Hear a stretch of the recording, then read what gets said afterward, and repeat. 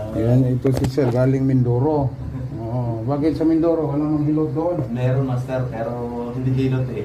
Sa bagay, yan sa Amerika na, biyahin ako. Ay, tinitherapy ako, apat, galing Amerika. Talagang hindi hilot. Lamas na, masakit ay. Yung pala ko dyan, ganyan. Talagang nanakit mo aking mga muscle. Ikot-ikutin. Oo, ikot-ikutin. Tapos sumaras. Paano pag hilot? Ganyan. Oh, ganyan, gano'n. Tapos ikutin. Yan, gano'n. Hindi yung ganyan-ganyan. Ganyan mo, kasi ang dugo, pag ginanon mo, yung mga barat dyan, nataloy siya. Ay, wala siya. Kung ganun-ganun lang, ganyan, masakit yan. Kasi sabi ko sa akin, yung pwes doon sa dati. Dislocate yan, no? Dislocate, oh. Oh. Oh, kamay mo. Oh.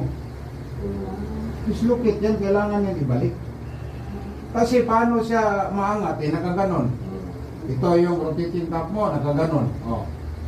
Iangat mo, paano angat? Kailangan ibalik siya para maigalaw niya. Hindi ko maka-open daw. Hindi maka-open, kaya dislocate man. Open ka. Hindi ko nga, ay close lang po. Oh.